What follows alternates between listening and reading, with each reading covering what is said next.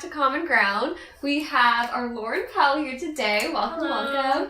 welcome. So we have been talking a little bit more about gun control, and now we're kind of going into more gun legislation and like research and that kind of thing. Because I feel like that's really helpful, especially in this kind of like debate.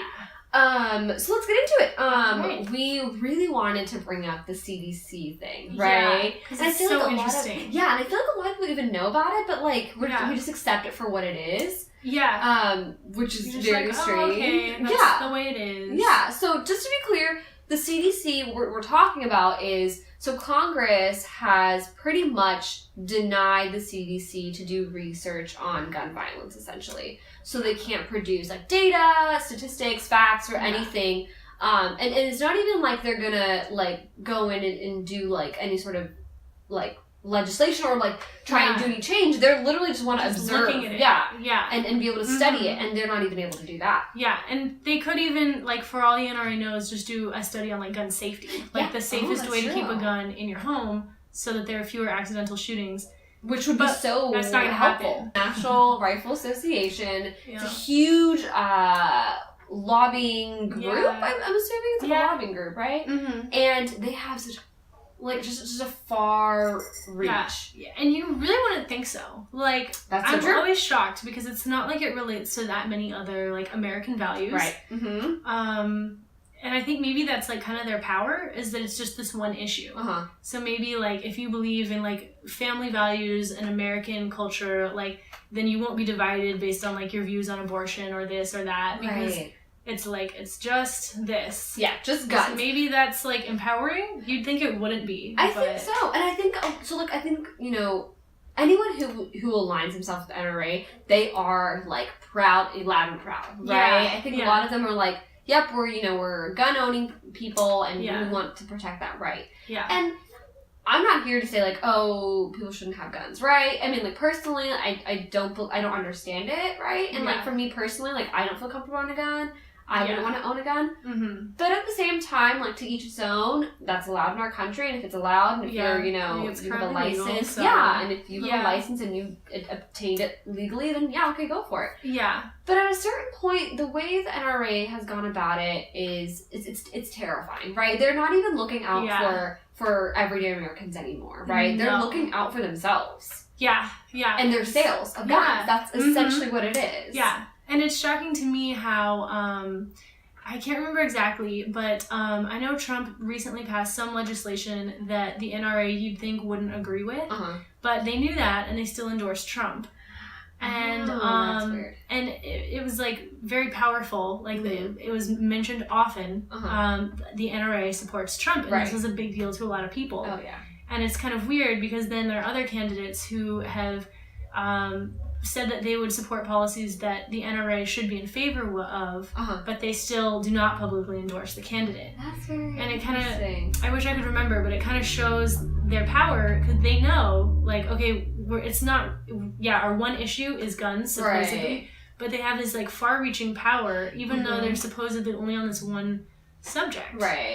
Which I find so strange. And I think with even, like, I mean, let's be honest. I don't think Donald Trump actually cares about gun legislation. I don't think he cares to protect it, like to protect gun owners, or vice versa, right? I think he just doesn't care. But the thing is, I think the NRA knows that his supporters are people who are, are gun buying. They're very smart about it. They're very advanced. And they know that, like, for example, you can't just limit the CDC to. I think the official statement is, like, the CDC can't study things that would promote gun control. I think I read that. But but they keep blocking things that are related. Like, so doctors can't ask about if you own a gun in relation to mental illness. And you'd think... Which is terrifying!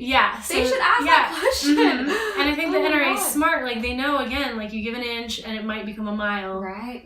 Yeah, we talked about that earlier. So, so it's weird to me. Like, I think even though they're not technically limiting the CDC from all studies, like, there's still technically a government collection of how many people died by gunshots. They're really limiting, like, just everything that they can in the hopes that it won't lead to anything that is negatively going to hurt them. And that's what it is, you know what I mean? And like I feel it's so selfish because a lot of people don't consider this, and a lot of like everyday Americans who are gun owners don't think about the fact that the NRA is not looking out for you. Yeah. You know, most of the time it's like they don't care about those like little kids who got shot in Sandy Hook. You know, the whole not their priority. Not at all, right? Their priority is, you know, steal some guns, you know, tax on guns or whatever. But for me, at a certain point, it's like, what does it take? And like, well, if you think about like, when is NRA's like reach going to stop, right? Because the NRA has lined, Paul Ryan's pockets, right? So what they do essentially is the NRA sometimes is one of the biggest contributors for Republican candidates. Makes sense. Yeah, right. And so then like for re-election, when they need money, these politicians, they collect checks from the NRA, and so then that kind of in return says, okay, well, you know what, like now you owe me, right? And so it's this horrifying like cycle of abuse where it's just like we're like, you know, the whole corruption and they want to take money out of politics, but it's like you do realize that NRA is one of the biggest contributors to these campaigns, and they have one purpose, you know, is just to protect their guns. And I think it's interesting that, like, even aside from the money, like, even if they weren't giving money, Republican candidates know that being in the NRA's pocket is really important for getting votes. Because what do they care about the money for? So they can get votes. Yeah, exactly. So at the end of the day, like, whether you're getting money from the NRA or just getting endorsed, it's a huge deal. Right.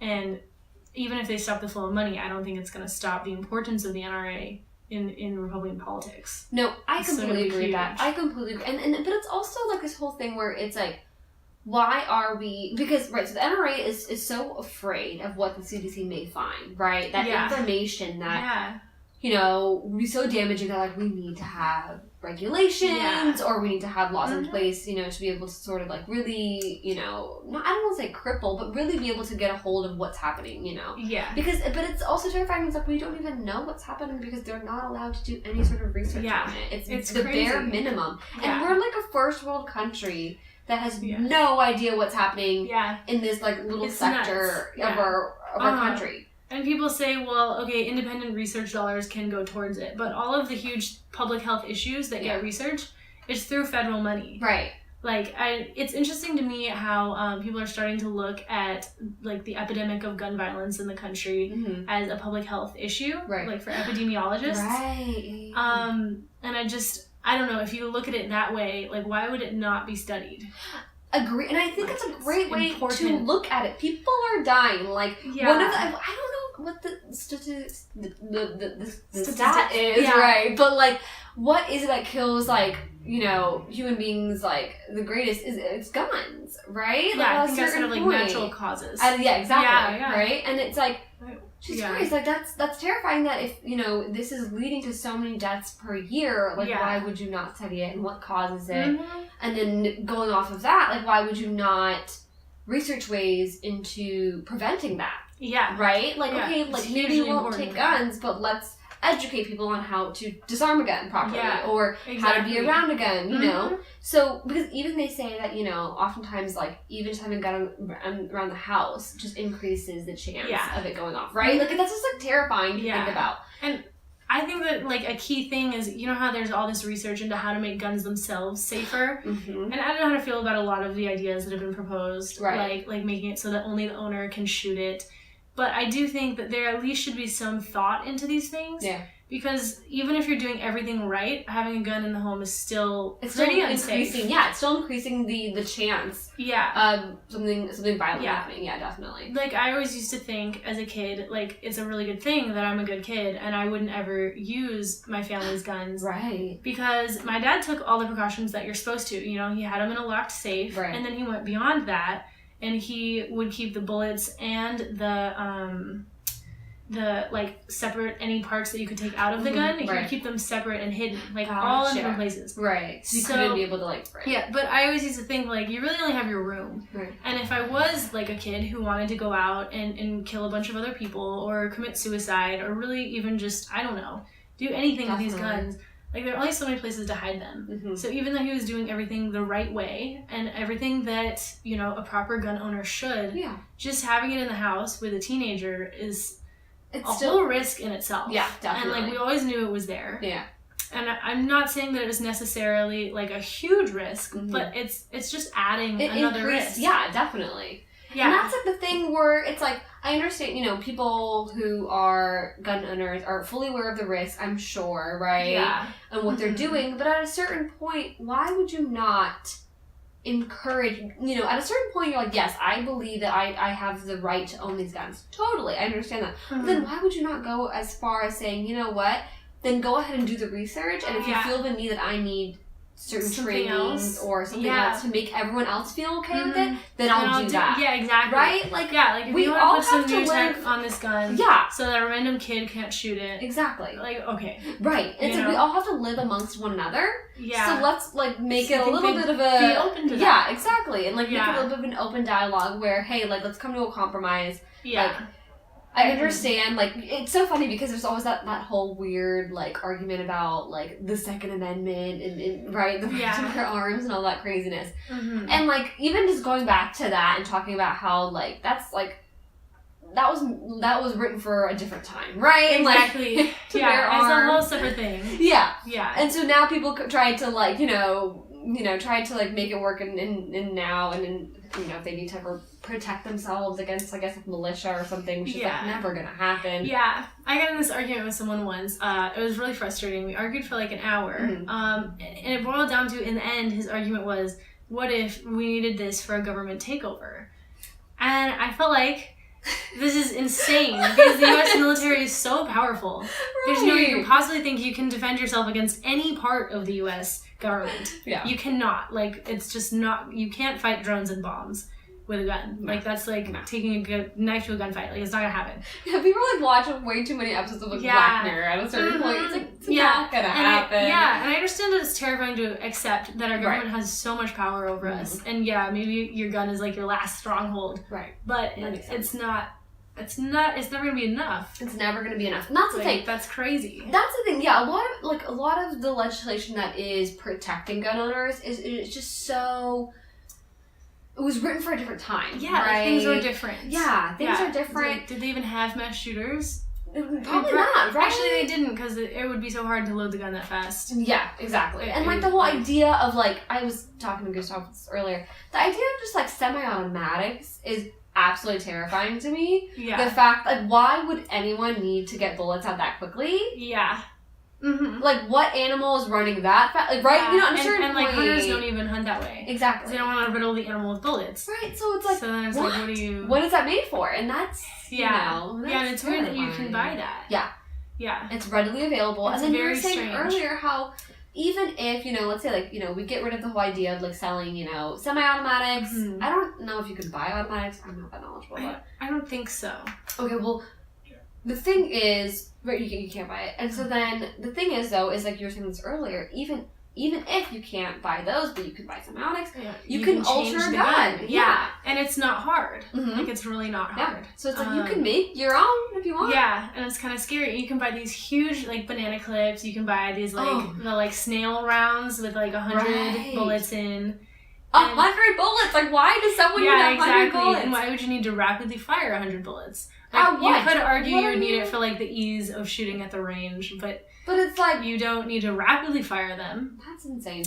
When you actually think about it with context, right? And so I think that's the one thing is trying to understand and, like, reason with people. But I really do think it's just the idea of the whole slippery slope fallacy, right? Exactly. It's like they're just so terrified of their guns being taken away that any sort of step of legislation that was to happen. And honestly, it would help them and protect them as well, right? Like, if you think about it. Like, it's not just us who's benefiting, it's going to help you too. It's going to keep you safe and your family safe as well. That's true. So it's like, we're all benefiting with regulation, right? And that's like the most important thing we should be pushing for. And to get them on board is really difficult, obviously.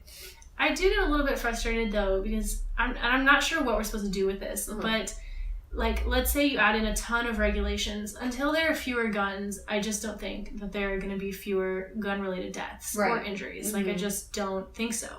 Like, you could easily shoot up a crowd with not even a semi-automatic. Like, you really could. Yeah.